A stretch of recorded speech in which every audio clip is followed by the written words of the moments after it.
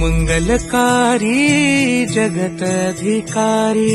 कर्मरूपी वाटेवरचा तू पालारी तू आरंभ तू विशेष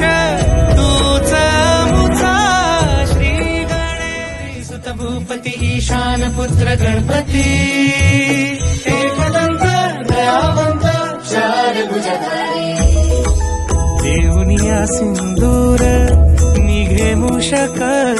संगे सवा